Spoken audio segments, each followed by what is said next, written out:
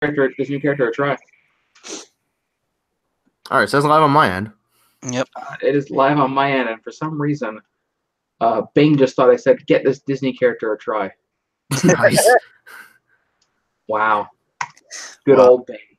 Yo, shout out to Bing. And no, Bing does not deserve a shout. Anyway, hello and welcome to College Cheese Podcast, episode 90. 90 episodes in on this thing, y'all. And we're still here. We're still ticking. That garbage truck is still burning. Oh yeah. Oh yeah. So as always, starting to smell pretty bad. I mean, it always smells bad, but what else is new? Anyway, as always, I'm your host, Al, and the whole crew is here. Everybody's here. Yay. Yeah. Oh yeah. Nice. So, figure we'll kick this thing off with the expected. So, they had the 2018 DOA Fest in Japan a couple days ago. We got some announcements. Starting off with so a couple more characters got revealed for Dead or Alive 6. I'm sure Joe's pretty happy. Oh yeah, absolutely. Well, no, you too, Al, right? That was your character, wasn't it? No. No? I mean, I like Lisa, but I never played her. I mean, I like her because she's got like the cool wrestling moves and stuff, but I always preferred Tina or Bass. Yeah, but they're tag team partners, weren't they? Yeah. I think so, yeah. I think. I never played Lisa. Tina and Lisa are also like best friends. Yeah. Yeah. Okay. That's on our end. In case you're driving and then there's someone peeping at you. So anyway, so yeah. So they revealed 3 characters. First, well, obviously one was Lisa, La Mariposa. Yeah. Did any one of us? Nate, you played some Lisa, right? I did play Lisa, but like, if we want to go tier list wise, it's probably the bottom of the characters I used. Okay. I think I only used like 4 characters, so it's pretty high on the list, I guess. Yeah. So then another character was revealed, Joe. Yep. Do you want to inform the people who it is? I mean, Yuri Lowenthal.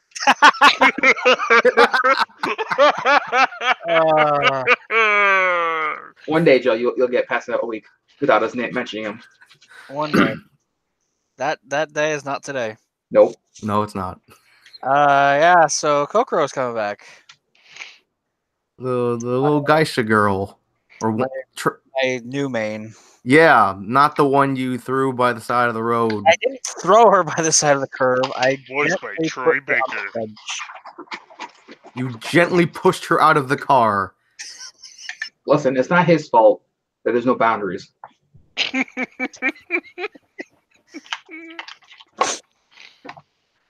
So yeah, Kokoro's coming back. And she looks great. Yeah. Yeah, I have to admit, can't lie. So yeah, like I mean, at this point, we all got our characters back, so that's cool. Yep.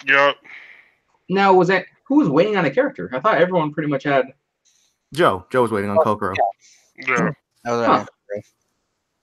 Oh no, I guess not. Yeah. And I Chrissy still- is still voiced by Laura Bailey, so Yep. I'm pleased. I mean, I still have Lifelong and Bayman, but like, Kokoro's been the main. So Oh. So then everyone's here then. Yeah. It's like Smash. they're still missing Elliot, Brad Wong, Leon, Genfu. Did have any of us you really used Elliot though? I tried. I liked him because he had his fighting style reminds me a lot of like the Hyuga style Taijutsu. Hmm. And I played Edgy. a considerable amount of Brad. Yeah, you like playing Brad to get that stupid wheelbarrow throw. Yeah.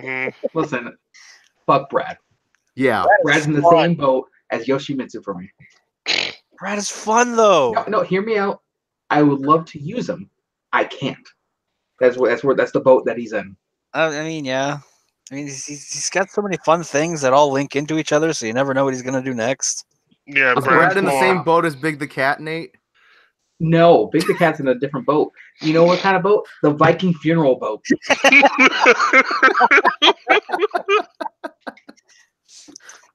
That's the boat you send off that doesn't come back. Yep. So Sorry. yeah. Not sorry. Well, I forgot what I was gonna say. Oh, so yeah, so they revealed Elisa, they revealed Kokoro, and then we got a new girl, y'all. What was it, Nico? Nico Yeah. Nico? Her designated name is Nico. Bellic. No. Who's a scientist with lightning The- rings. The Lightning Technomancer. Yeah. Okay. Yeah, like I remember because I watched the show at the same time that Joe watched it, because literally I was waking up and I think I was on Twitter on my phone and I saw some tweets from the DOA Fest, and I literally saw that there was a new trailer. I saw Kokoro. I literally jumped out of bed, ran upstairs. I was like half asleep, and I'm like stumbling up the stairs, and I wake Joe up. And then we watched the trailer, and I saw the words the Lightning Technomancer. I'm like, what? Yeah. And then you watch gameplays. It's like, oh, it's like a digital ninja with Yeah, I'm electrical like- powers. Like, I mean, she doesn't look bad. Yeah, Yeah, she, she doesn't look bad. she reminds me a lot of Benny Morrow from King of Fighters. They do the whole finger thing, the lightning, and See, I just thought she reminded me of Uranus. And then Right. literally thinking back. You can That's a start very bringing up bad this character now, Nate. Yeah. I mean the people haven't heard it. No, we don't need to go back to Listen, Uranus the was past. was legit just a fun character. Just like Joe said about Brad Wong. Yeah. The fun character. Just happened to be probably OP. That's what it. But she reminds me of Uranus in her human form, not her whatever form that is. Chimera form. Yes, chimera form. Because fuck that chimera form. Not for me, for anyone who's going against me. Yeah. Yeah. Hey, you Although- want to get in close? I'm just gonna slam the ground and electricity is gonna go everywhere. Yeah. Hopefully Okay. she has a move too. Teleports, I'll take all of it. I need a third character. Welcome to the Bloody Roar podcast. Listen, I will fight every day for that game to come back. I agree, just not Uranus. Maybe not, because any sequels that came after the GameCube version that I'm talking about were garbage. So maybe not. Maybe just leave it and give me a remaster of 4. Aaron, your No. thoughts? No, they'll probably just come out with a new game, knowing them. If enough fans want it, they'll come back eventually. I don't even know what developer made it. I think that's out of business now. I'll look it up. Okay. And along with the characters, we got some other news from the stream. Yep. There's a customization thingy they're having where you can pretty much just set up your own outfits to use. And I haven't watched the stream. I don't know exactly how it works yet, but it looks like you have a bunch of slots that you can save so that you don't have to scroll through 70-something outfits in a 20-second time limit Yeah, if you want. that'd be pretty handy. Mm. Well, Aaron has disappeared. Oh, No, I'm still here. I'm just in the kitchen real quick. Okay. Huh. Well, the same developer that worked on Bloody Roar apparently worked on Marvel vs. Capcom 3 Ah. and Monster Hunter 3. Was it Dimps? No, it's Aiding. Okay. And their latest game is something called Kamen Rider. It's You like never heard of Kamen Rider? It's like a Power Rangers game. Yes, Kamen Rider Climax, Star Force Wonder Brigade. Kamen Rider, Japanese Power Rangers. Very popular. I thought that was like the Super Sentai. We Oh, will never get a new Bloody Roar. Just never. Actually, They I love think Power Rangers over in Japan. so. I think the version that I am thinking about is not 4; it's 3. As long as I get Yuriko, it's fine. Because it looks like 4 was on PS2. Primal Fury is the one we played on the GameCube. Yeah, but was that Bloody Roar 3 or 4? Oh yeah, it was 3, and it was only on GameCube. Was it called Bloody Roar Primal Fury? Oh well. You all right over there, Joe? Yeah, just attempting to sneeze and not being able to. Oh, Damn, those are the worst. so yeah, wasn't there a Extreme Beach announcement too? yeah, there was. I was like, don't tell me what happened there. Fucking DOA Extreme 3 Scarlet, which I like because of the font. I don't know why, but I initially read it as DOA Extreme 3 Sourdough. What the fuck? What? Wow. So they announced Dead or Alive Extreme 3 Scarlet, which is coming to the PlayStation 4 and to the Nintendo Switch. Yeah, but you know what? Here's my only problem with it coming to Switch. Is it's a touchscreen. Yeah. Yeah. Touch. We know what's happening. Exactly. And Nintendo, on the Switch at least, don't give a fuck about adult titles. So, No, they don't. It's like It's like that freaking Senran Kagura Reflections. It's like, yo, come on in. We'll take it. It's like You can swipe. You can make circles. Listen. And you can go like this. It's the worst. It's like that pinball game. Oh, no. It's more like Peach Beat Splash. If they put that on the Switch. No, I was talking about the pinball game because remember, there's a bonus round where you're just hitting the flippers and it's gets in their boobs. Yeah, all that stuff. And then there's a ball there's no difference in Peach Beat Splash. You're actually fondling the chicks in that one till the heart fills up, and then you hit the hand, and then it's just like hold out their hand, and then all right. Yeah, we're good. We're good. Mm-hmm. PG-13-ish. I think we passed PG-13 as soon as we started talking about Senran Kagura and then obviously, I'll buy the Extreme 3 Scarlet as obviously it has to have English subtitles, obviously, because otherwise can't play it. Now, did they say it's coming to the US or is that just imported? No, I'm pretty sure it won't. I'm pretty sure in order to get it, I'd have to get it through PlayAsia.com again. Mm-hmm.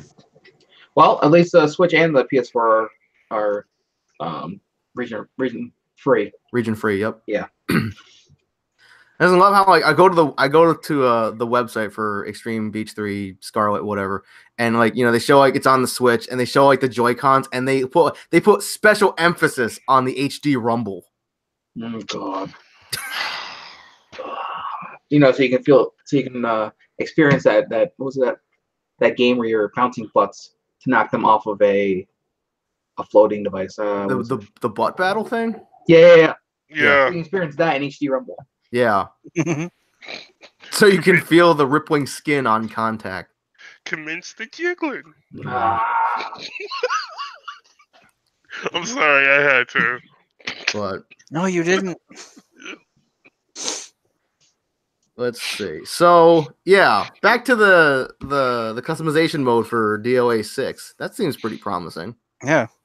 It's like Joe said. It's like you won't have to, flip through a bunch of costumes and make all your decisions within the 20-second time limit. Yeah.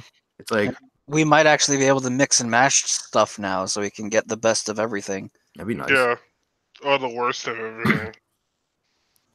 I want to know if we could have full body, limb,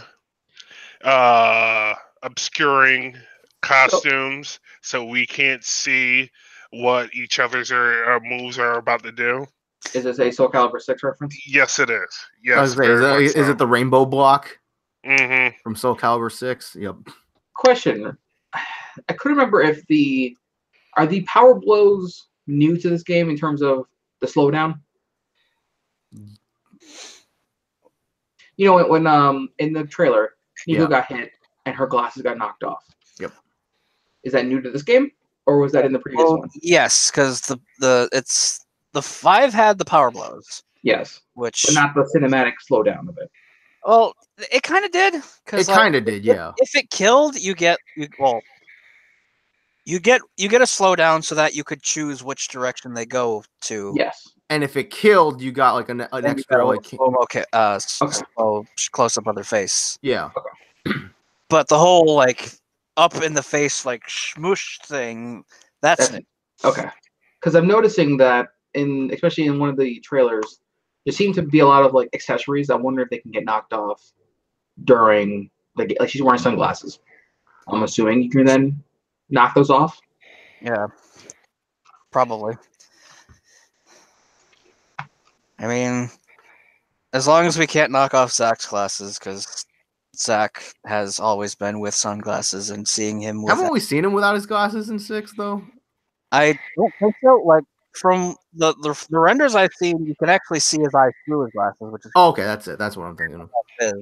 So you know what would be interesting is if you knock the glasses off of Zach, and then just out of nowhere he pulls another set and puts them. Of course, that would be the best. Of course, that would be the best. It's like not. It's like you knock him off, and then it's like he just has like another pair of underneath. It's like, oh shit, like already there. Just pulls them out of his face. Exactly. It just seeps out of his pores. It's like a Johnny Bravo situation. Yeah. Yeah. But it's like I love how like in that trailer, and they were showing Nico, and Nico was fighting Bayman, and there's Bayman again just beating up somebody else, and it's like it's like a tradition now. It's like a new character trailer. Somebody's eating that freaking Bayman pimp hand. Yep. Or somebody's being put to sleep. I want to start calling Bayman the Sandman. I mean, I still think Christy got the worst. Yeah, she did. Oh yeah. Yeah. She was getting thrown through everything. Yeah.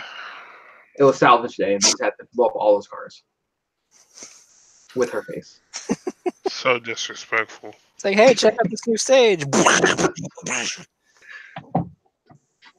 Let's see. Sorry, actually, we have Helena.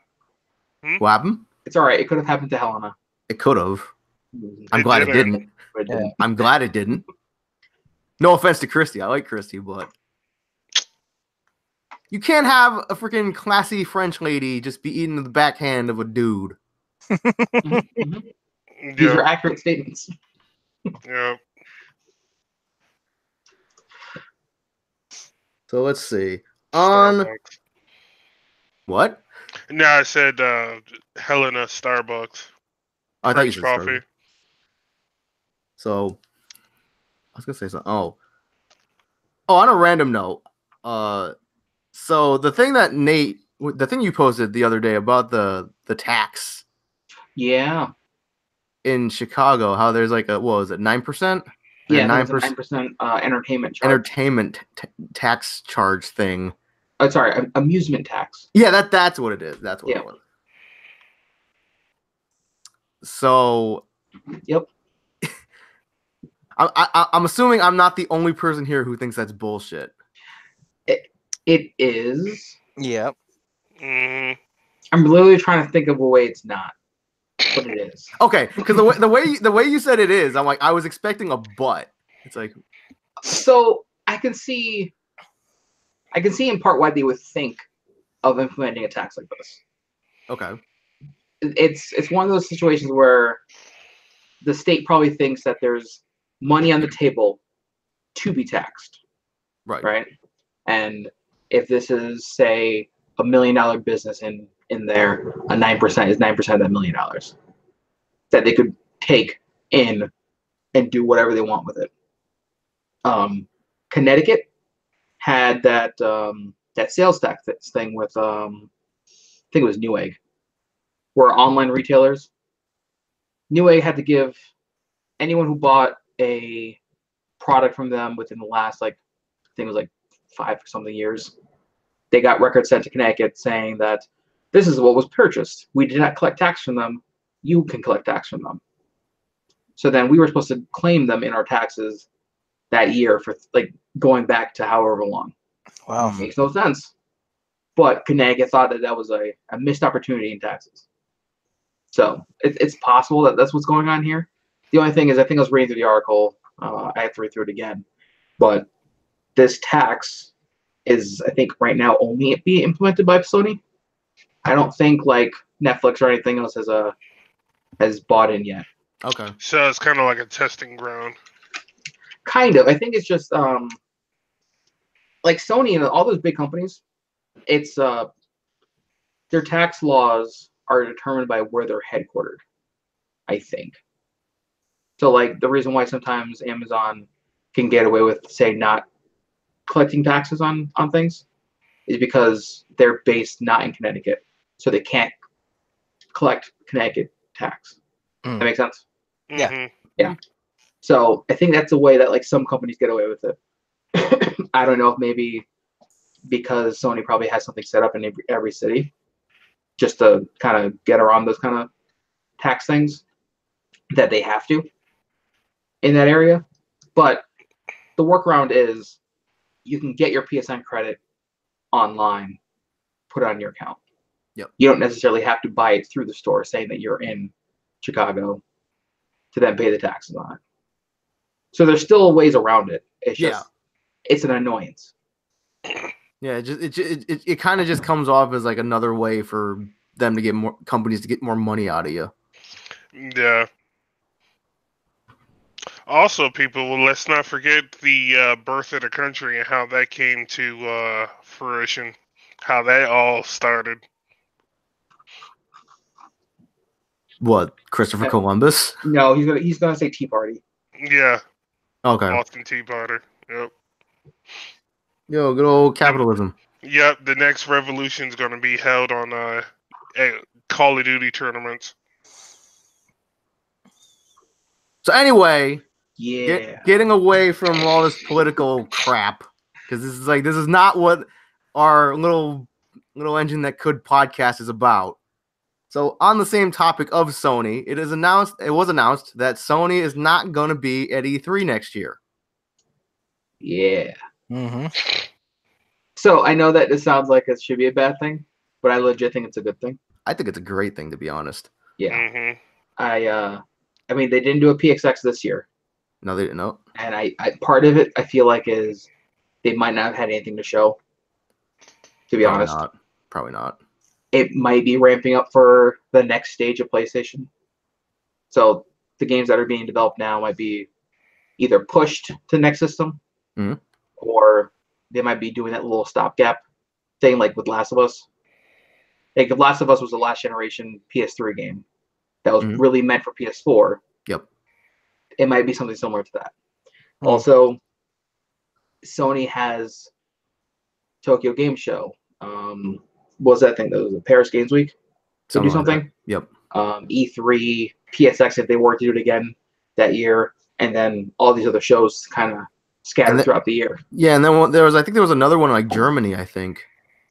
Yeah. See, so they have a bunch of shows that they would have to have content for. Exactly. If they can cut down to even if they were cut down to like say 3, right? Which would be they don't do E3, they do PSX, which is their own showcase. Right.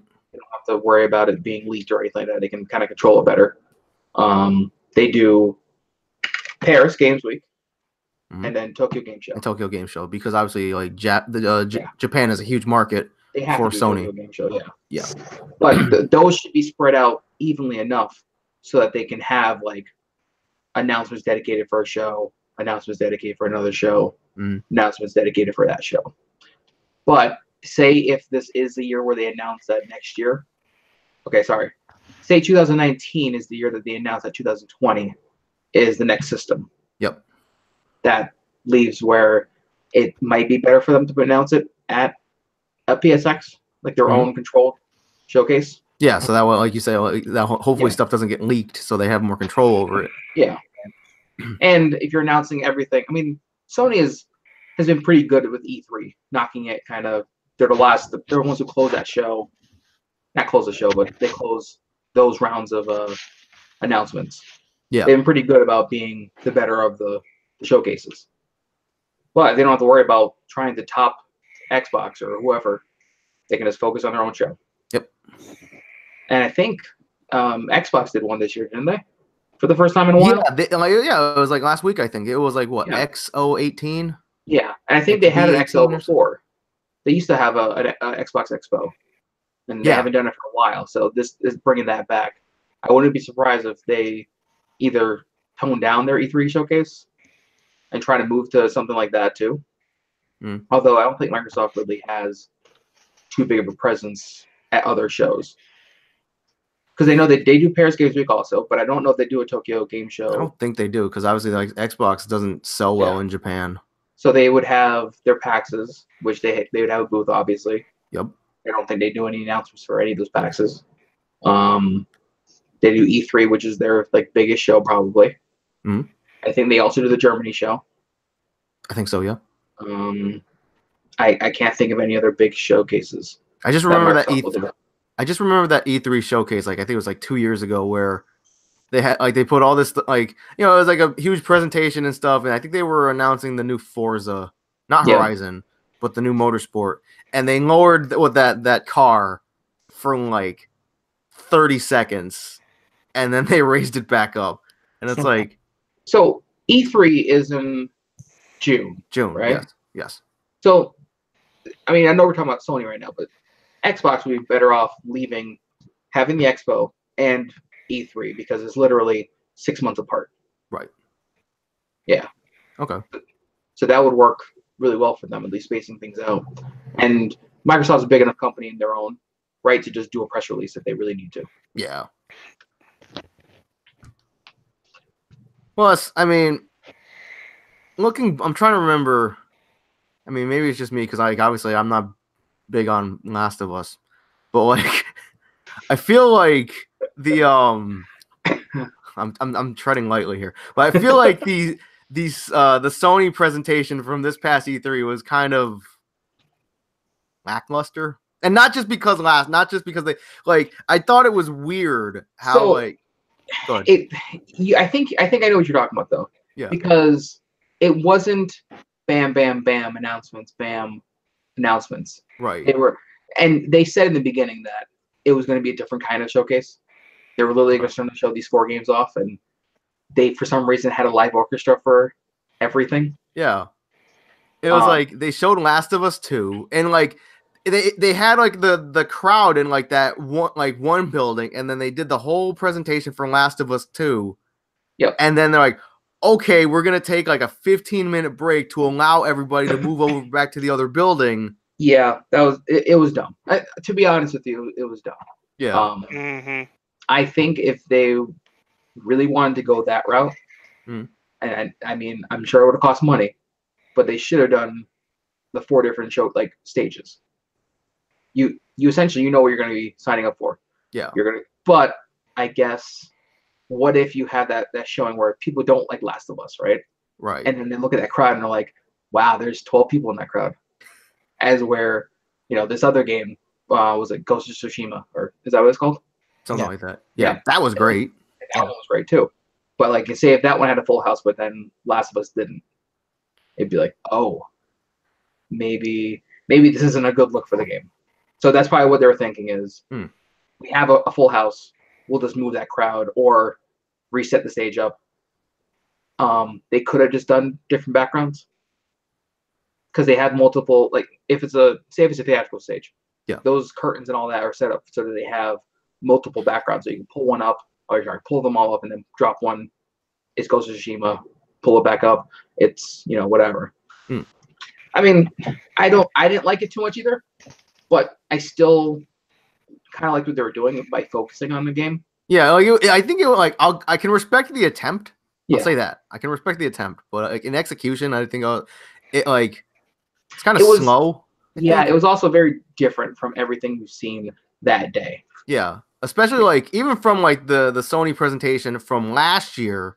Yep. Like when they showed off like Spider-Man and God of War and stuff like that. If you remember that when they announced God of War for the first time, they did a live orchestra, which was awesome. It was great. Yeah, it was. I feel like you should save a live orchestra for like really special things. Yeah. Not necessarily just for the effect. I mean, it's Sony also, and God of War. It's God of War. It was, and it's a signature sound. Yes. The God of War music. So as soon as you like You're like, what's this game? There's a lot of snow, and then you start hearing the God of War music. You're like, oh fuck, it's happening. I think they did the same thing with Final Fantasy remake, didn't they? I think so. They showed the live stream. Mm-hmm. Yeah, they did. Yeah, everyone lost their shit in the theater.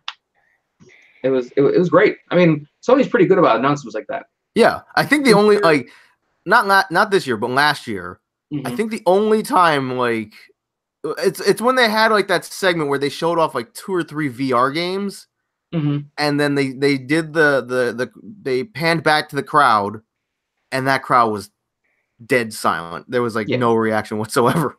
Yeah. So you're trying to say just leave the orchestra for the flagship titles? Well, yeah. So if you say that, right, that's what they showed off last year. Were 4 flagship games. Yep. It's just I don't know if I just could have done without the performances.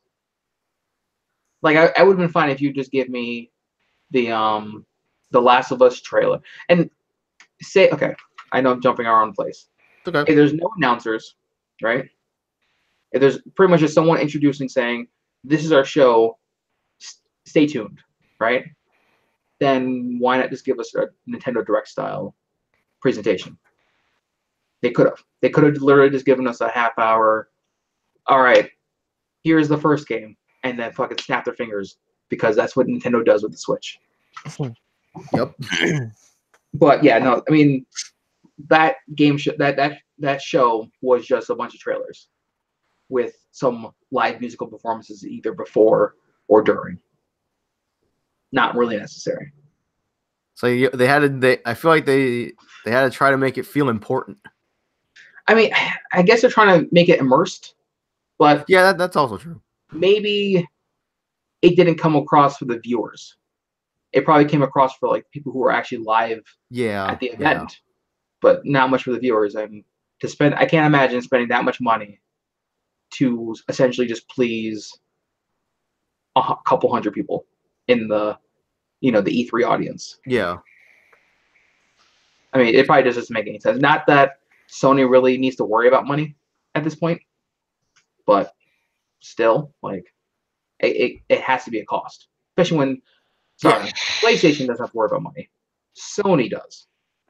So it's one of those things where I don't know, maybe if it's the main company might have said, hey, let's cut some of this cost so we can eat more of your profits to save the rest of the business. More food. I'm like, I don't know, man. Freaking convention food is pretty expensive.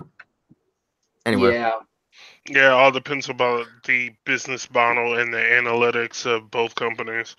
Yeah, because I mean, I think last time I checked, every other part of Sony is bleeding money, except for PlayStation. So it's like their TV market, not doing so well. Their camcorder market, not doing so well. They sell components pretty well, like cameras for smartphones, image sensors, stuff like that. Yeah. And then PlayStation is where they make the most money out of. Their cash cow. Yeah. Yeah. Yeah, well, they do such a good job with the PS4. Not so much the PS3, but And I think it's almost the same deal with Microsoft, except though inverted. There was a time period where Microsoft games were doing good numbers. I think this time around with the Xbox One, not so good, but they get the support of big Microsoft with everything else that they're doing. Yeah, they're buying all these other game developers and stuff. Did they just add Obsidian games to their? Yep, Obsidian and what was that other studio with the I can't remember it. Shit. It's okay. I was gonna say something. Where is it?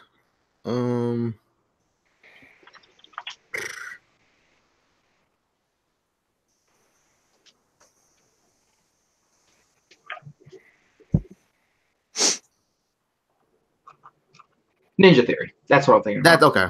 Okay. Yeah, Ninja Theory is a pretty big one that they just bought. I don't think was Hellblade a PS4 only game. No, I believe that's on Steam as well. It's on Steam and Xbox. I think so. Okay. The question is, do we get Ninja Theory games that are cross-platform, or are they forever now locked to Xbox? Hellblade, PS4, Xbox One, Microsoft Windows. Yep. Yeah. Okay. And that came out before the acquisition. And I think that was like an indie project within the studio. I don't even think that was a main project. Okay. Either way, I don't even know how we got to Xbox about this, but yeah. It's okay. It's all within the gaming sphere. Anyway. At least those are my thoughts. I don't know what you guys think about Sony backing out of E3. I mean, like, I think it's a decent thing, especially like, well, depending on what the situation is, because we don't know. It's like maybe if it is like, oh, they're working on the PS5 or something. Yeah. But it's like, if you really don't have much to show, then it's like, why show up? Yeah. It's basically what it is. Aaron? Go ahead, Aaron. Oh, my bad. My thing is, if this is going to cause Sony to actually focus in and condense a lot of their stuff into one nice, lush package, then I'm all good for it. Instead of like splitting up stuff. You know what I mean? Yeah. I mean, like I said, if there's enough of a gap in time, then it makes more sense to have them showcase, 5 or 6 games. Even, like I said, I would like the first PSX they did, that kind of announcement, like pace at a game show. Yeah. I mean, at a showcase. And if it takes this to do it, that I'd be fine with it. I wouldn't be surprised if we hear them backing out of another conference, like another future conference coming up. Yeah, I mean it's pretty big that they're backing out of E3. Yeah, it's pretty significant. Now, with that said, they could back out of E3 to pull an EA, because EA is not technically part of E3, but they do it at the same day. Yeah, that's true. Yeah. So there is that possibility that they still do something during E3, but not affiliated with E3. Yeah, it's like they just have like their own thing, like off-site. Yeah. There is that. I just thought of it now, but there is that possibility. There is, yeah, because it is pretty significant that like. And I think even like the PC showcase isn't part of E3, right? No, that's off-site too. Yeah. Yeah. So they could just announce something on that day. There's even a Nintendo Direct stream on E3 day, right? I think so, yeah. So it could also mean nothing. It could be. Wouldn't that be more money if they did their own separate thing? That'd be more direct money coming to them. No, less money because they don't have to pay to be at the show. Oh, so like the E3 organization, they have to pay them booth space, all this other jazz. Yeah, to be there. So they could eat those costs, save that money, and then put that back into the showcase. That's what I'm saying. Yes, to have more money to focus on just PSX and not have to pay out more money just to be at some place that it's not just theirs and theirs alone.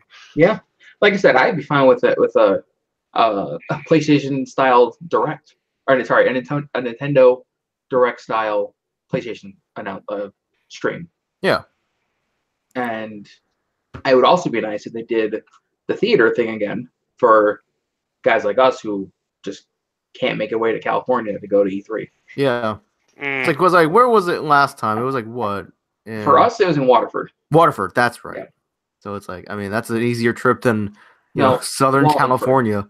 Sorry, Wallingford. Okay. Yeah. So it was further away than Waterford. Okay.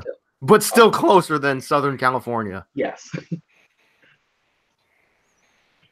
Joe, you got any thoughts? On the Sony skipping out on E3? Not really. I mean, it's probably like a very big executive decision because, like, I think they kind of blew their load this year. Yeah. In all seriousness, because like they showed off a ton of stuff over the year. Yeah. so they probably don't have much left, and they're gonna build up and then dump that all in the next 2 years. Yeah, they need they need time to sleep before they jump back into it. Yeah, well, that's why I believe like they're ramping up and getting ready for a new release. Like anything they're gonna announce would probably end up being on the PS5 anyways. Oh man, I swear to God, they announced the PS5 and the first game out the gate on PS5. Metal Gear Survive 2. No, he's gonna say Final Fantasy. Yep. Aaron, we're not gonna see a Final Fantasy for a while. I know. You know this. It's probably not going to be like. He still has the hope in his heart. 2021 or something like that, because they're trying to make everything make sense in that game, from what I understand, even down to like the ecosystems around Aerith's house, cottage, or whatnot. Here's the thing, right? You have a game like Final Fantasy VII, which we're all waiting on. Well, a few of us are waiting on, right? And you have the game that kind of righted the ship for Final Fantasy 15. Their developer, their lead director left the company. He's gone. Like not just decide, oh, you know what, maybe I'll go scale. No, he just left the company. Yeah. Now, what does that mean for the future of Final Fantasy? I don't know. I mean, someone else can step up and try to fill those shoes. I don't think we're going to get another Final Fantasy for a while. And it might be a good thing. Yeah, it gives them more time to work on it. No, I think we need to drop Final Fantasy. Bold words, I know. Like even the 7 remake? Okay. So I feel like, and I'm going to get the heat. I feel like you just stabbed Aaron through the heart. Okay, so we still get a lot of angry comments. Here's the thing. We can still get our remake. Okay. Because it's being handled by Square, but another team.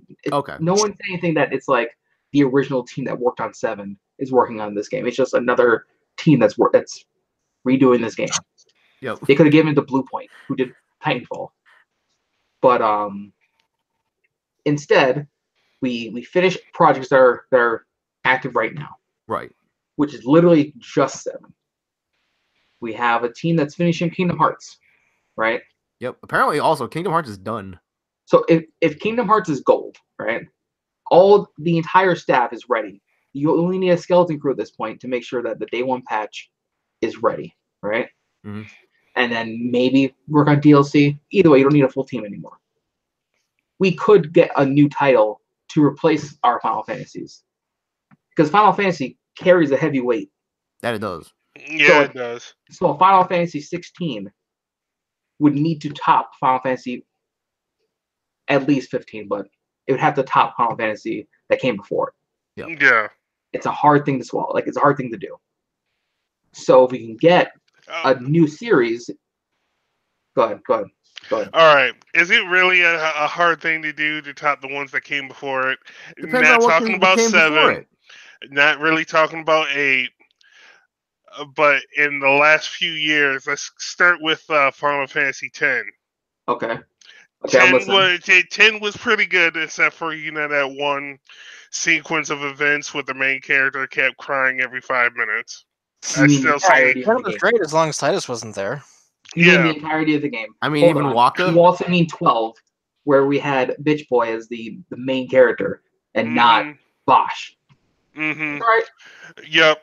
And 13, the first one with Lightning. Listen, 13. Here's the thing, right? You look at the games, right? Look at, if you don't want to include 7, 8, and 9, all right? 7, 8, and 9 weren't improvements on the old games through graphics or anything like that. They're improvements on story. They're completely different stories. Everyone likes, if you were to give them a choice between 7, 8, or 9, someone would find their favorite story somewhere in there. Right. All right. Then we jump to 10. 10 is a graphics leap over the games that came before it. Yeah. All right. Say what you want. It's still a graphics leap. Yeah, no, I agree with you. Story-wise. Everyone likes their archetype. There's a certain character in that game you like and attach to. For some reason, Al attaches to Wakka. I don't attach to Wakka. Well, he kind of has a hair. I mean, if you dyed Al's hair orange, I know it's Yuna, but still, everyone has a character from that game, right? Yeah. We skip 11 and we skip 14 because those are the online games, and they don't count. I don't know why they're Final Fantasy games, but they just don't count. You jump from 10 to 12. You can't tell me that 12 didn't have a good story. As much as the character was a bitch, good story. Same thing with 10. As much as the character was a bitch, decent to good story. Fair. See, also, now 10 carried on to 10-2. 10 carried on to 10-2, so I still say this is probably one of the very few games that me and Nate actually agreed on the best character in a Final Fantasy series in 10 was Auron. I mean, yes. Yeah. Auron is probably one of the best Final Fantasy characters in anything. No, I agree with that. He's out there with Cloud, and I'm not really a Sephiroth guy. This is where I get the hate. I don't give a fuck about Cloud. No, Cloud is terrible. I don't give a fuck about Cloud. If I'm going to pick a character from 7, Barret. I would no. I would either pick the am I thinking about the right? Is Red 13 or Red? Yeah, he's the lion thing. Yes, I'd either pick him or Vincent. The vampire. Vincent. Yes. Tifa. Yes. Vincent, of course. Either him or Vincent. Those are only two characters I really care about. But Cloud had a good story behind him, character development. If you include Evan children, See, this is one of the rare times you're going to see that Joe? Did you even play 7? I played 10 minutes of it and I couldn't stop laughing. You actually need to go and play the story. It's actually pretty good. I was watching Max play it, and I enjoy watching him get hype over it. I still don't care about the game, though. So, we'll never have him on the show, but Ricky, right? Ricky agrees with me. Final Fantasy VII is overrated. I will put it in the same category where everyone's like, name a good movie. And then you get these assholes who are like, Scarface, The Godfather. They were okay movies. They were pretty good movies. They were pretty good movies for their time. There are better movies since. Good Burger. Space Jam. I will say this. Like I said, they're good art piece movies. But if I was given a choice of movies to watch, they would not be on that list. Anyway. See, with 7... The dislikes are going up. I can feel it. See, like... Yo, the jacket's coming off and everything. Nate's ready to throw down. It's getting hot here, all right? Godfather. They're a specific type of movie. Like, you have to be in a certain mood to watch those because they're very long, very drawn out, very story based. This is like when people tell me that The Departed is a good movie. Like sorry, I should probably stop saying good movie. When people tell me that it's a great movie, okay, that's where I'm like, no. Like if I had to do a 1 to 10, Godfather, Scarface, all 3 Godfathers, Scarface. What other movies do they say? Movies in that genre that people are like, oh man, these are like perfect 10s. A 7. Yeah. To high 7. Fair. I'd say that's fair. I'm not saying they're bad movies. I'm just saying that they're saying they're overrated. There's a difference. Yeah. They're overrated. Like that's the thing. Like not like nowadays. Like people like I'm not trying to bash society or anything, but it's like nowadays. Like if somebody's like they love this, it's like and somebody else calls it overrated, they automatically assume that the other person is saying that it's bad. Unfortunately, so yeah. So that's what I was getting at, right? Yep. Is 7, 8, and 9 when they came out, games were allowed to just be good and be a good game, right? Now, if we were to get a Final Fantasy 16 or whatever, 16. Yep. We were to get Final Fantasy 16 that was okay in comparison to 15. Wouldn't that game get shot down immediately? But now, say if we get the same game, good example. Final Fantasy 15 wasn't supposed to be a Final Fantasy game. It was supposed to be a Kingdom Hearts game. That's right. Yeah. So, could we get another title that says technically supposed to be a Final Fantasy 16 that just becomes its own story, like its own series starter? Or could I be saying the thing that I preached for years? Just give me a platform game. A Final Fantasy platformer? I mean, here's the thing, right? Technically, the online is their Final Fantasy as a platform. They come out with these new expansions all the time. Yep. Adding new story content, adding on to that current story. So I guess that's the story that that's the skeleton that we can use if we were going to do a Final Fantasy as a service, right? Because that's what it is. It's Final Fantasy as a service. But I think we just long in the tooth of Final Fantasy. Just I could do with either something like a Breakout. Just go down a different path. Just do something else. That's all I'm saying. Because I feel like there's too much weight behind being the director who comes in to helm a Final Fantasy 16. And it took us forever to even get a 15. Yeah, it did. Yeah, it did. And I think that was also because of the pressures of topping the previous ones. And in fact, that's probably the problem with people's problem with 13. You had 10, we skipped to 12, right? 12 is the game that's an RPG through and through, but introduces some of those auto mechanics, right? Right.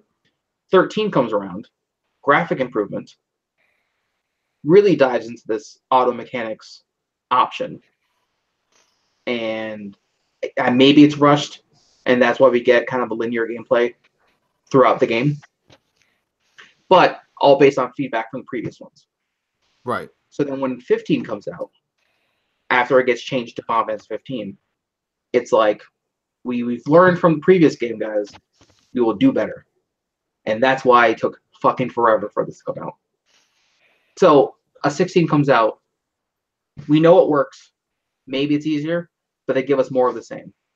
If they give us more of the same, the first critique is this is more of the same.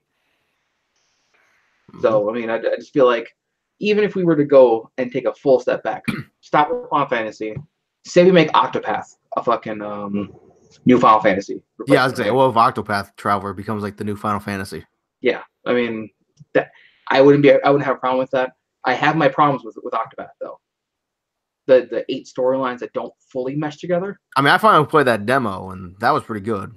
No, the demo's great. So the demos is where you kind of see some of those lines like beginning to, but they never fully intertwine. That's my problem with Octopath, is that the more you play this game, the option of having you could solo the game if you wanted to. Mm-hmm. Just the one character, no teammates.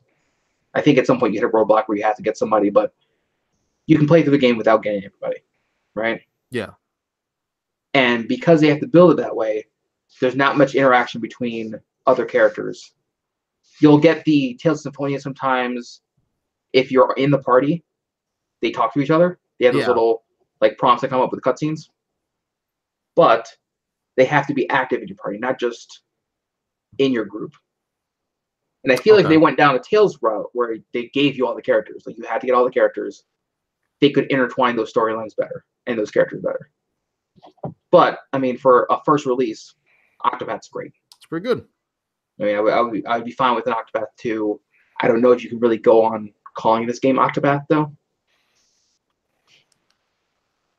I mean, I don't know. But yeah. So I don't even know how we got there again. Yeah, because we were talking about Final Fantasy VII, and you saying that Final Fantasy VII was in it.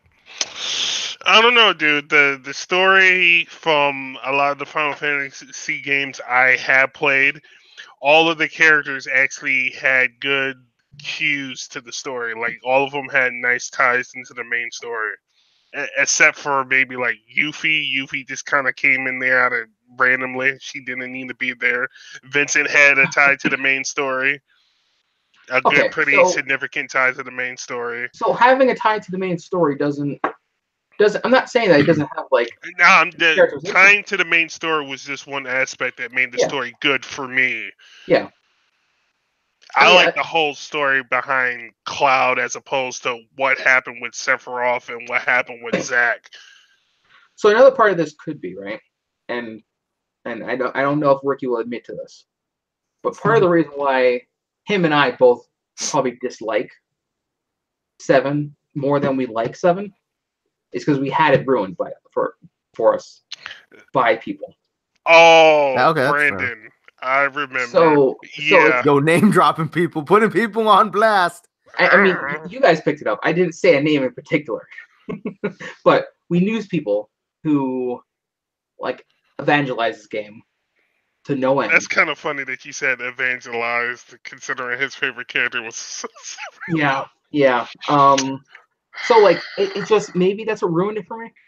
But I feel like looking at broad picture, if I was given a choice between, like I said, 7, 8, or 9, I could pick a game out of there. And for me, it'd probably be 8. I think for Ricky, it would be 9. Clearly, for you, it would be 7. I'm going to assume Joe would probably be 9. For what? Final Fantasies. If I was giving you a choice between Final Fantasy 7, 8, or 9. Yeah, I mean, yeah. Between 7, 8, and 9, I've never played 8. I tried to play 7, and I played through most of 9. So yeah, I'd say 9. Yeah, and Al, I'm going to say 1. You're with me, and you would probably say 8. Probably, yeah. I mean, because that's the one with Skrull and Rihanna, which I still haven't beat that one. And I haven't beat 9. I mean, so here's the thing too, right? Some of those storylines are not evergreen. Like, you go back and play those, and because you've experienced better stories since, it might not be as good as if you win the first time you played it back in the day. You know what I mean? Yeah, because nostalgia wears off, and then you're critiquing it a little bit more. You're seeing the plot holes and whatnot. I mean, like take me for example, right? I played 10 when it first came out. I love 10. I acknowledge the main character's a bitch. Look past it. He's a bitch. Every part of Titus is his bitch mode.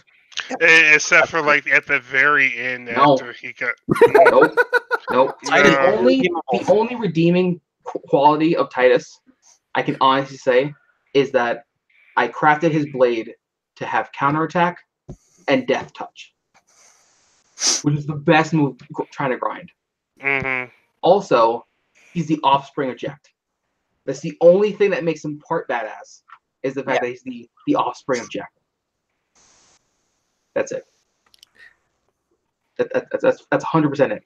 Yep. Yeah, and that's he's true. technically the key to stopping the cycle, but we'll ignore that part. That's the end of it. Yeah, we're not getting a big discussion about who the hell Yunalesca is and that whole. Nope. See, 10-2, you can't fault Final Fantasy for its sequels. Just like how you can't fault Pixar movies for Cars. It's a thing that had to happen. Everyone needs to make money sometimes. Wait, you didn't like Cars? Did it have to happen? No. Then there was a lot of the fan base that, for some reason, was just like crying about, oh, but what about Cloud and you? I mean, not Cloud. Wow. Yeah, what about Cloud? Titus and Yuna had to have their happy ending and whatnot. You have to have the happy ending. So, of course, at the end of the game, no surprise, Titus comes back at the end of 10-2. Wasn't that optional? That was like perfect ending, wasn't it? Yes, it was. Yeah, okay. See, like I said, you can't fault the Final Fantasy games for their sequels. Just like how, 13. 13-2 was probably the best out of... 13-3 really tried hard, but it just, I don't know. There were good characters in 13. Lightning, for everyone says, is an emotionalist. Lightning is the closest thing we have to Cloud. How don't you see that? Yeah, I know. Yeah. They're the same. Cloud's more brooding. Cloud's more brooding, just like, I fucked up. The brooding bag, while Lightning is just the emotionless robot. Yep. Yeah. I mean, what was the... They both approach their problems kind of introvertly. They're both kind of lone wolves. Who's the guy who Cloud took his identity from? Zack.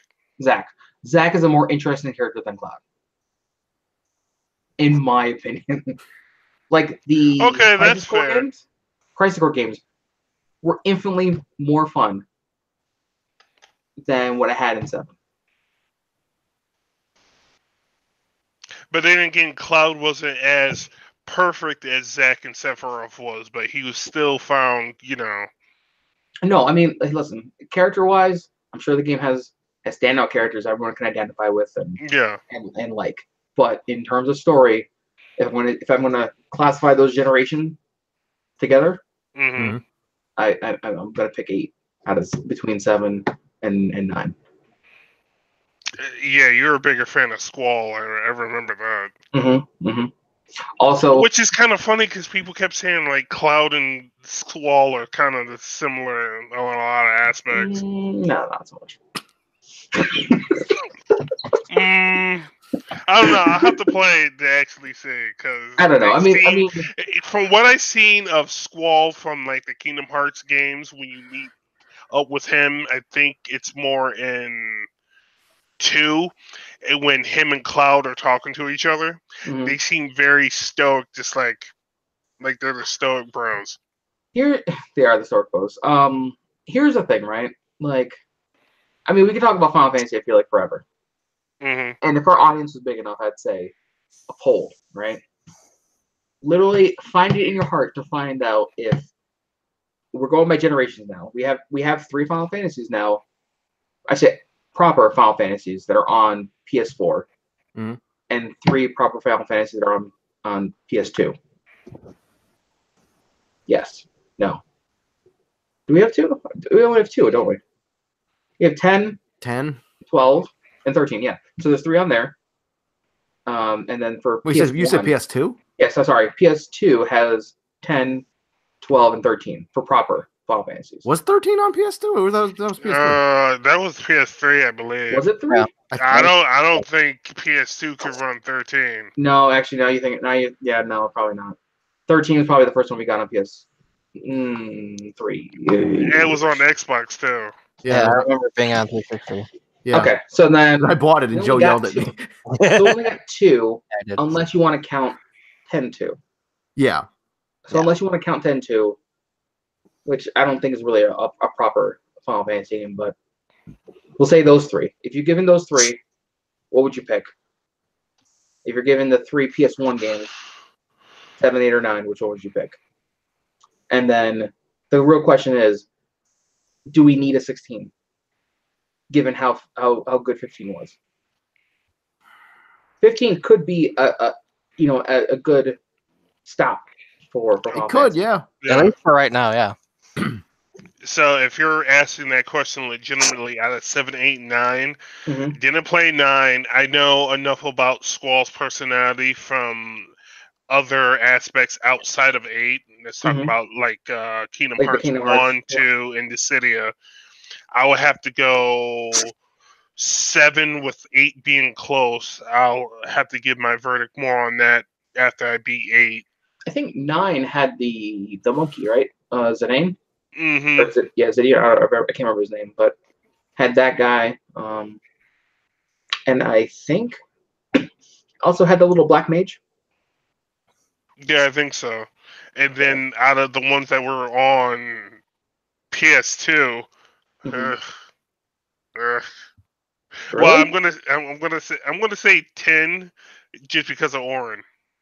See, and then I would say 12, even though what's the name? Didn't play 12, but I saw the characters and you talked about it. I don't think I would like anybody from 12, but my personality. I unfortunately think you would like a character from 12. Who? The guy who was supposed to be the fucking main character. So there's this story. I don't know if it's real, if it's just a rumor, but when they were doing Final Fantasy 12, apparently to go with the times and the Japanese culture and all that jazz, they picked the main character they picked because he was like that young, feminine looking kind of boy, like that kind of type. So they picked him as the main character. When the story, if you play the beginning of the story, you kind of see that they wanted to go towards either Balthier or Bosch as the main character. Balthier is the guy whose twin brother is the main bad guy you go against in 12. And then, if I remember correctly, Bosch is the knight that. Shit! It's been so long. I can't remember, but yeah, one of those two characters was supposed to be the main character. I think you would probably like Balthier more. And he's like. Is it on PC? I'm assuming it's on everything now. 12? Okay. 12, they remastered. That's it. They remastered 12. Okay. Yeah. So. I have to add that to my list then. Yeah, it'd be worth picking up. I mean, let me see. If it's on Steam, I probably bought it for Steam. I'd be surprised. The king of having games and not be able to play them. Do we have anything else to talk about in the meantime while I'm looking this up? Yeah, like just switching topics for a second. So, Joe, I noticed what you posted in the Slack chat. So, some more Street Fighter costumes coming, holiday costumes, and another thing that Joe just posted a couple minutes ago. Joe, you want to talk about it?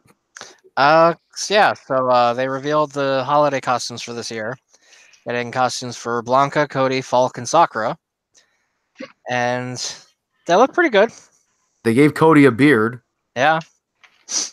And Cody's got that Santa coat and stuff and everything. And Blanca's got that fursuit. I mean, did you expect anything else from? No, I really didn't. I would have been a surprise if it wasn't. That's what it was. I thought they would have made him like an elf or something, if anything, because elves are usually wear green. Yeah, but And Falk looks like one of those like casino showgirls. And then Sakura doesn't look very holiday like at all. But the costume's still cool. I'll definitely buy it. And then also just noticed, like literally as you guys were all raving about Final Fantasy, I was scrolling through Twitter and I noticed that a new set of crossover costumes is coming on the 27th. Yep. And they're crossovers with Resident Evil. Joe, are you going to be a Urien main now? I might be. Honestly, I might be. I'm definitely going to play him a lot more, and Cammy. So Urien, Cammy, and Colleen are getting Resident Evil crossover costumes. Urien is getting Wesker. Cammy is getting Jill, but Resident Evil 1 Jill. Yep. And Colleen is getting Ada Wong. I'm a little surprised by that. I mean, I'm surprised by the Urien Wesker thing too, because I thought Nash would get that, and not just because because somebody made the mod already. Yeah, because he's got like the very fast things and shit like that. But I mean, personality wise and like physical stature wise, it fits. Okay. So yeah, I'm fine with it. Plus, it gives Urien another good costume. Yeah. I mean, his Donovan one's not bad, but yeah. But then I thought Chun-Li would get Ada Wong. But Chun has too many already, so it's fine. Yeah, I mean, like she hasn't gotten a crossover costume in a while, because the last one she got was the June one for what was it? I forget was it maybe Beautiful Joe or whatever that thing. The Gunstar Heroes or whatever. Yeah, Gunstar Heroes. Yeah. Yeah, that I remember that now. Yeah. But Camus looks great too. I'm gonna be playing that one a lot. Joe's gonna become a Cammy player. Unfortunately. Yeah, they all look great, and I want them. I really, really do. And then we got the Mecha Jury one coming up. Yep. That starts this week. Just finished. I think the last piece is coming this week. No, the last piece was going on now, I think. Oh, okay. Yeah. Yeah, so the jury one should start soon. Which I'll have to keep up with that one if I want that one. I don't know why. I've never been. I don't know if I like the Street Fighter costumes. Like, in general, like the ones that come out. I don't know if it really adds anything for me. Then again, you're not super into the game. I don't play often, so yeah. That could also be it. And the characters I do play, I feel like they don't get enough costumes. Like, so Cammy gets outfits, but I tend to like the Cammy outfits that are like, I don't know. Like, I don't mind this Resident Evil one. This one's actually pretty good. It reminds me kind of our Battle Cammy outfit. Yep. Yeah. Yeah. And she actually has pants. Yeah. Yeah. And you know what? Maybe that's what it is. It maybe like I like the outfits that clothe her more. Yeah. Than the anti-Al strategy. Yeah. I mean the West is it Wesker? That's the name? Yeah. I mean I'm not gonna lie, it's a pretty cool one. Although I feel like he might be too jacked for Wesker. I mean, yeah, because Wesker is not a very built man. He's very like slim and not really slim, but he's. I mean, have we seen what goes on under that shirt? Yeah. I mean, then again, there is no real like non-beefy Street Fighter V character. Yeah, there's no like what if they gave Wesker? Who's the stretchy Indian guy? Dawson. If they gave him that outfit, that would not work. That wouldn't make any sense because Wesker can't stretch. No, they give the Wesker outfit to Rufus. God damn it. Anyway. Yo, speaking of costumes, even though we mentioned this, I think last week or maybe the week before when you weren't here, Nate. Yep. So, I mean, obviously, I know how you're going to react to it, but I'm going to say it anyway. Okay. So, have you seen any of the alternate colors for Smash Ultimate? No, I have not. So, you know how they added Incineroar, the big cat wrestler from Pokemon? Yeah. Yo, he has a Big the Cat color. Instant garbage tier. I was thinking to myself, I'm like, oh, it's just a purple color. It's not big. It would be a nice way to troll me, though. It would. This might, if in the words of Little Mike, this might step me up to the next level, fighting that version of him. It's like literally, I saw the color and I'm like, oh, it's just a purple color. But then I looked at it, I'm like, oh, he's literally like his fur is light purple with dark purple stripes and like a white belly hair, literally like Big the Cat. And I'm like, this is too much. Is there a fishing pole move or a throw yourself off a cliff move, like anything like that? I mean, Isabelle has a fishing pole move. Now I say that jokingly now, but I feel like Big the Cat might work in a Smash. And I'm not saying this as like I want him to be in Smash. You want him there because it's so you can beat him up. No, I don't even want to say it like that. It would be reminiscent of, I feel like just a big blob, like just fighting a big blob, and then having the hook shot because he has a fishing pole, he's reeling himself up or something like that. And you could even have Froggy as an assist. I don't know what he'd do, just magic carpet, flop around because he's dying. Or take a page from Rachel's book and make him George the 13th. Are you not familiar? No. That's Rachel from BlazBlue. She pulls out a little frog called George the 13th. He hops towards your opponent and then shocks them. I was thinking Rachel from Ninja Gaiden / DOA. Oh, I was thinking Rachel from.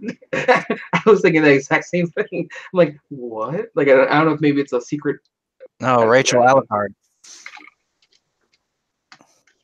Oh. But yeah, I was like, because like they had a Smash event in Japan like a couple weeks ago, and they were playing the game, and they showed off like all the colors, all the alternate colors, stuff like that, and obviously like they had the white gi for Ken, so that's Joe's color, and stuff like that. And then I saw the Big the Cat colors, and they have like his default red and black, and then they have his shiny version, the white and red, and then they have literally an Aaron color because it's blue and black, and then I saw the purple one. I'm like, oh my god, it's Big the Cat. I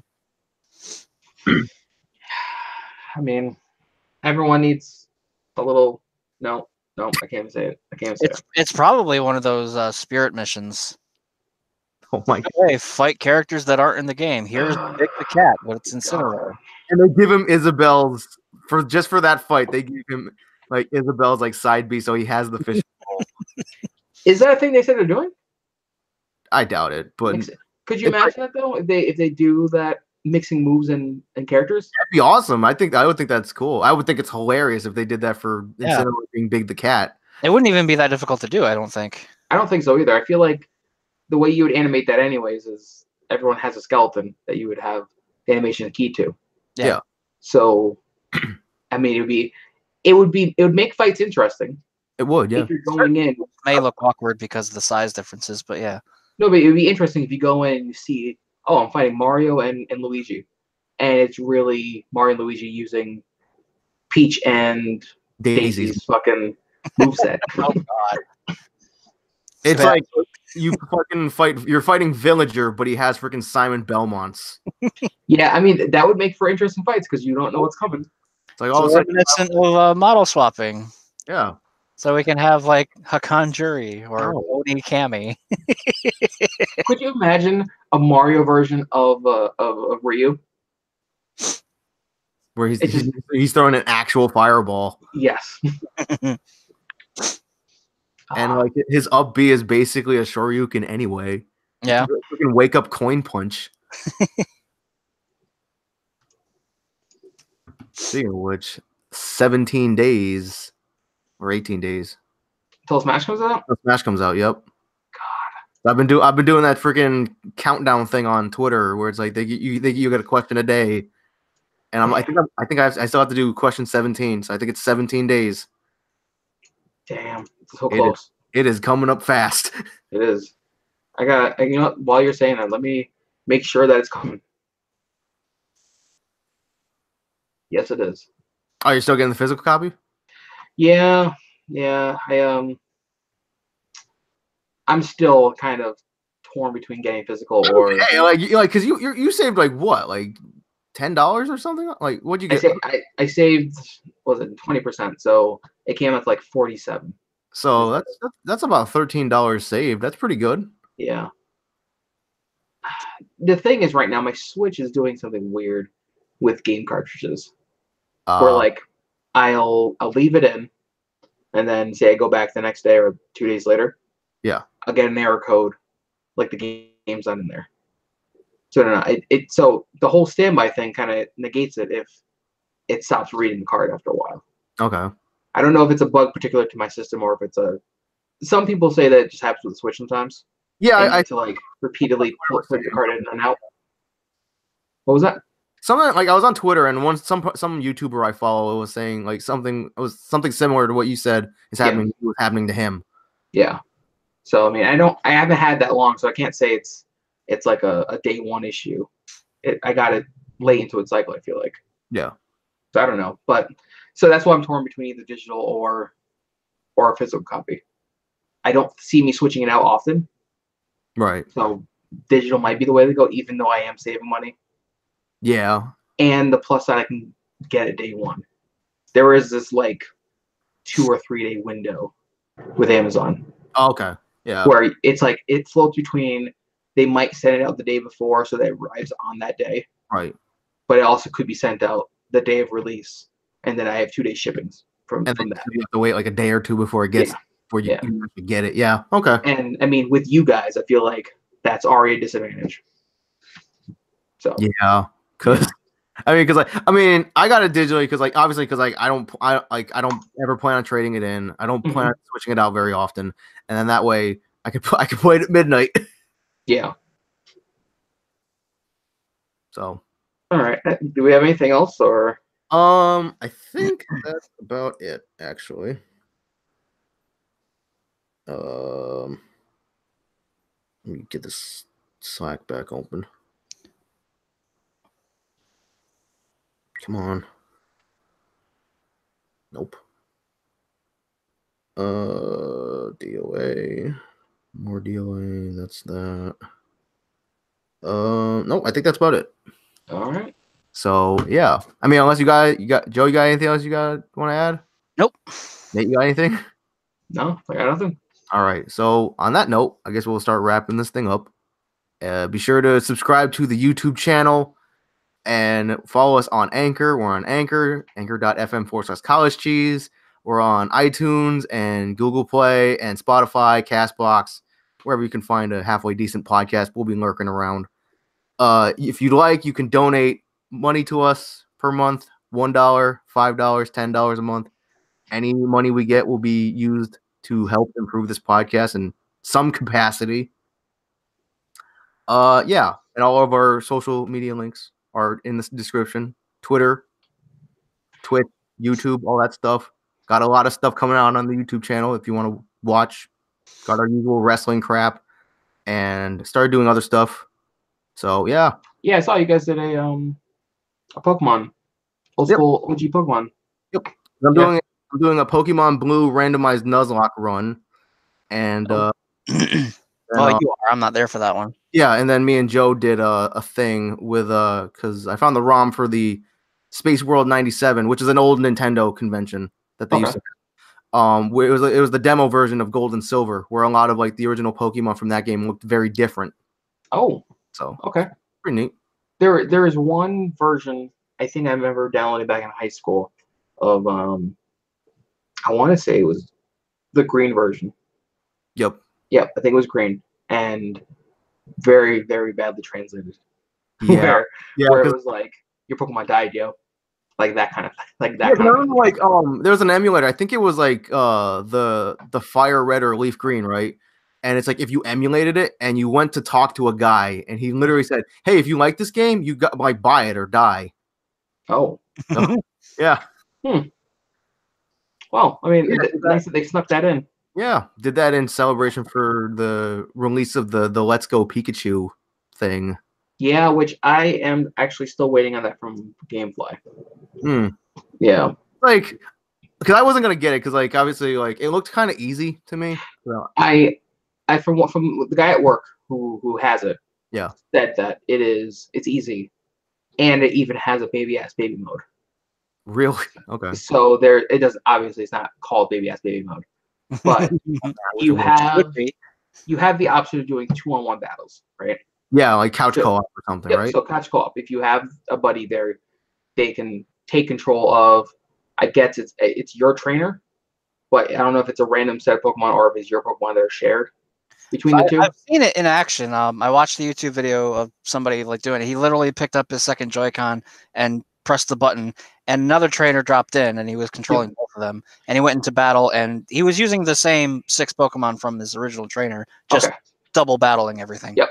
Okay. So I guess you don't need another person. Obviously, you can select so that you have an AI controlling that second character. So you can go through the entire game with this 2-on-1 advantage until you get to like a double match, and it's 2 against 2. Yeah. But you can do that through the whole thing. They brought back experience share for this game. Yep. So every Pokemon gets experience. You get experience from catching Pokemon. Yeah, instead of because they got rid of the wild battle feature. Yep. You also, because you're with somebody, you get experience. And now I'm thinking about it. If the second player is using your Pokemon, I'm not surprised if you get double experience for that. And like I said, with it being shared between everybody, this guy is saying that he is at least double where he should be for the next gym battle. Yeah, because I think for some like gym battles and stuff, like there's like certain requirements you have to have. Like your Pokemon have to be at a certain level, or you have to have a certain type of Pokemon in your party, or something like that. That's what I read. Yeah, so I mean, he said that I was watching, and he was going to challenge Brock's gym, and the expert or whatever at the front at the gate, like it's like, hey, let me see, I guess a grass type or like a water type or something. Mm-hmm. Like, let me see this type of Pokemon. It's like you show it to him. It's like, all right, and then he went through. Okay, so like to have like a Pokemon that would have like a type advantage against Brock's Pokemon. Okay. Yeah, I feel like added like teaching mechanisms, like, oh hey, you should use this against this guy. Yeah. So this is a remake, essentially, of Pokemon Yellow. That's what I'm hearing, at least. Yeah. It's a remake of Yellow, just with the EV option instead of a Pikachu option. Yeah, because like in the original Yellow, like you got the Pikachu, and then your rival got the Eevee. Yeah. So it's a remake of that, essentially. But, yeah, he said that it's a little bit easier. You can turn off some of those easy features though. Like you can turn off experience share, so it's just the Pokemon you're training at that time, kind of like how it was back in the day. Yeah, and then like obviously you can transfer Pokemon. I think if you play Pokemon Go. One Direction. You can only transfer Pokemon from Go into the game. Right, you can't transfer Pokemon from the game to Go. Yes, you can't do that. Right. And it doesn't care what account it's tied to. So you can tie it into my account, trade a Pokemon into Pokemon Go, and then I could just disconnect that and then put your account in there and trade a Pokemon into Pokemon Go from there. Okay. From what I guess there's no real benefit of the game doesn't penalize you, I should say, for not having Go. Okay, good. Yeah. So it doesn't penalize you for not having Go, but this might be introduction to Pokemon for the players that picked up Pokemon Go that weren't Pokemon players that didn't play a main series Pokemon game before. Yeah, which would make sense if there is a legit Pokemon coming out down the road. Yeah, and there is. And I wouldn't be surprised if they took the cues of the random battle out. Yeah, kind of like how they do in this game, but give us legit battles. Yeah, because all the Pokemon that you encounter in the wild to battle and whatever, you can see them in the overworld. You don't just walk through the like. I actually liked that. I was like, I hope they keep that feature in the main series game that's coming up. So I wouldn't be surprised if they have these Pokemon, because when you battle Pokemon, you battle like how you used to in every Pokemon game. But then when you're catching them in the wild, it's only Pokemon Go style. I wouldn't be surprised if next game implements when you throw a Pokeball, it goes into Pokemon Go style of catching. Wouldn't surprise. But it's still battle like how the old games were. Right. So you whittle them down to make them weaker instead of using berries and all that. Maybe you can get. I don't know, but I feel like this is going to be mixed into next generation Pokemon, like a full legit. For sure. Stuff that gets carried over from Go into that. Yeah, because I agree. Because I'm feeling like the main series Pokemon game that's coming out next year, it's gonna take cues from this and from Pokemon Go. Just like the new Animal Crossing game that's coming, I have a feeling they take cues from the Pocket Camp mobile thing. Yeah, I wouldn't be surprised if they just tied it in well. Yeah. But although on that note, I got nothing else. Yeah. On that note, Joe, you got anything? Nope. All right. So yeah. Until next week, I'm Al. I'm Joe. I'm Nate. And Aaron was here before he had to leave. And yeah, we'll be back with episode 91, closing in on those triple digits. Yeah, we also got to start doing, I think, Game of the Year stuff. Yep, we're gonna start working on that. Start wrapping up for that. Figure out if we're gonna do anything special for the 100th episode. Do we know when that falls on? I think, looking at the calendar, I think it falls in the beginning of February. Yeah, we'll have to plan something special. Yeah, maybe we'll get a guest. Maybe we'll finally get Ricky on. Okay, I'll try and convince him if he's not dying from AIDS. Oh God. Yeah, it's a very inside story that I realize sounds very bad. It does. Yeah. Okay. Without context, it does sound pretty bad. Yeah. But yeah, we'll see you next week with episode 91. Bye. Yeah. Bye.